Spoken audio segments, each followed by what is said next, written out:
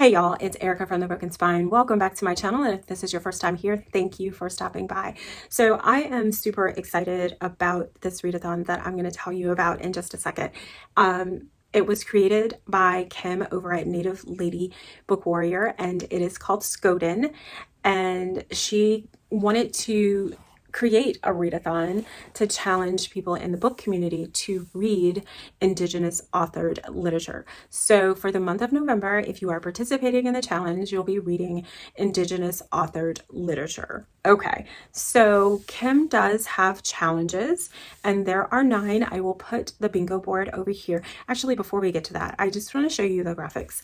Her daughter created the graphics for Skoden, and they are, I mean, I absolutely love them. I hope you do too, but I absolutely love them. Shout out to Kim's daughter for that. And so anyway, so I will put the bingo board here and you can follow along. What I'm going to do is actually, what I'm going to do is I'm going to tell you what the prompt is, and I'll tell you what I'll be reading for said prompt. Okay, let's do it that way.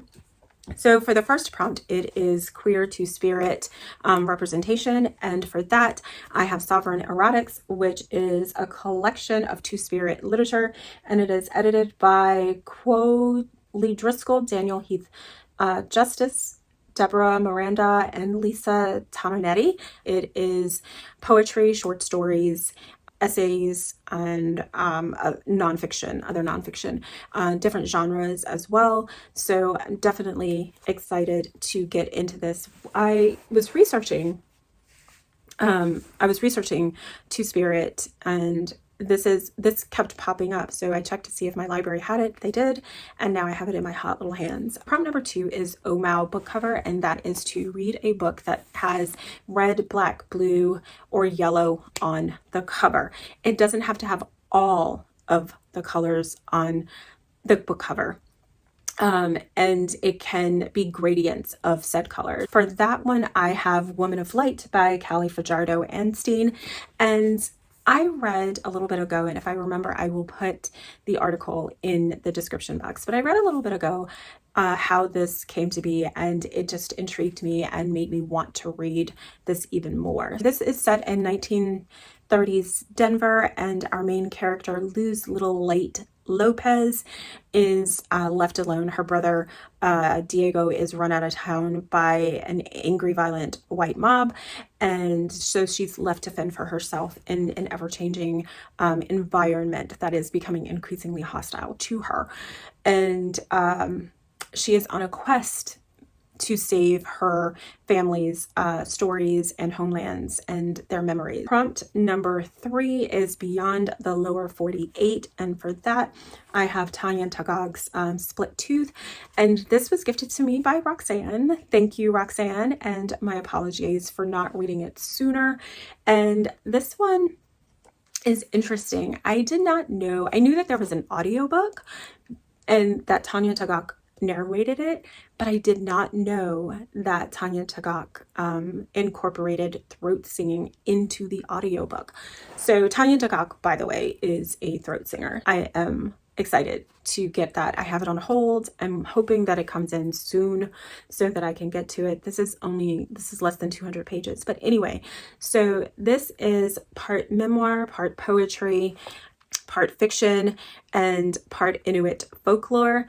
And it tells the story of an Inuk woman growing up in the Canadian Arctic in the 1970s. So really wanting to get to this.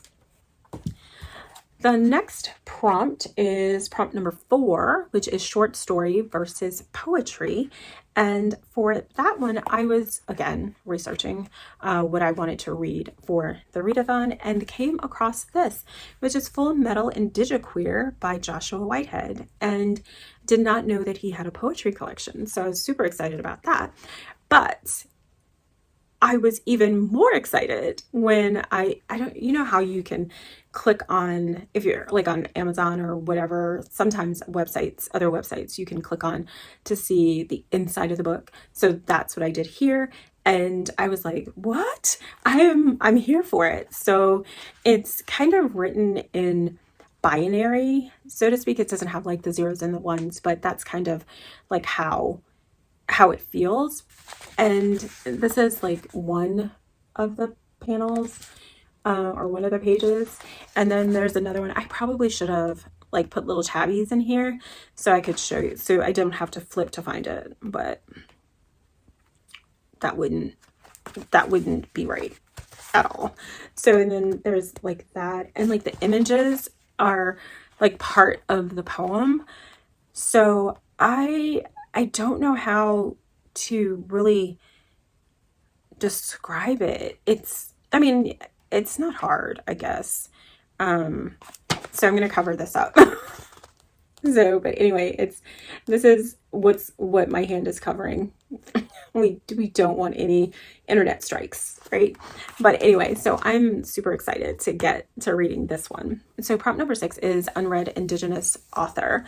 And this one actually just came off of hold. I put myself on hold a little while ago for this, and I've heard nothing but good things about it. It's a collection of short stories. It is Night of the Living Res by Morgan Talty. Just real quick, it's set in Native community in Maine, and it is a debut collection about what it means to be Penobscot in the 21st century and what it means to live, to survive, and to persevere after tragedy. Prompt number 7 is children's or middle grades or middle grade.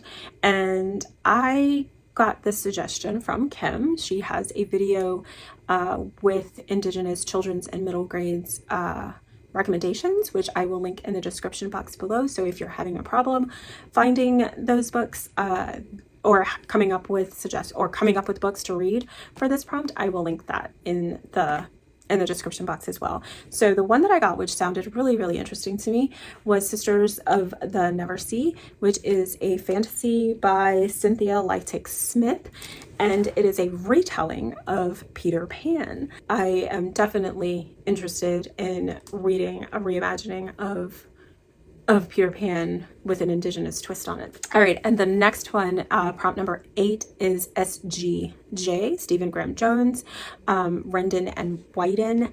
And for that prompt, I have Empire of Wild by Cherie Dimaline. I've had this on my TBR for a while now, and it was on my TBR for last November, and I didn't get to it, but I made a promise to myself that I'm going to read it this time.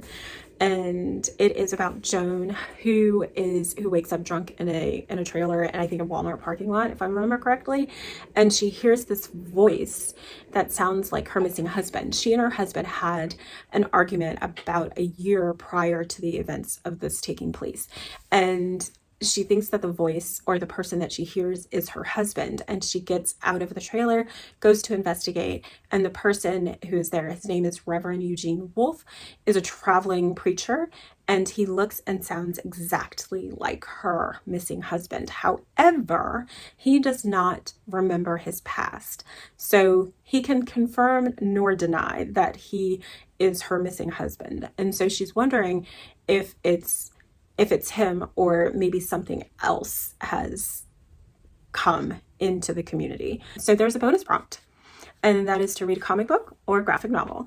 And when I was at the library, because that's kind of like where I live now, at the library, and the librarian, props to librarians, right? So the librarian recommended Surviving the City. And so this is volume 1, and I am waiting for volume 2 to come in. And the next one, I'm waiting for the first volume to come in. And I first heard about this from Ashley. So I have volume 2, and it's a girl called Echo. So I have volume 2, 3, and 4. So just waiting for volume 1 to come in. Ashley really liked it. And I don't know of anyone else who's read this. So if you've read it, let me know in the comments.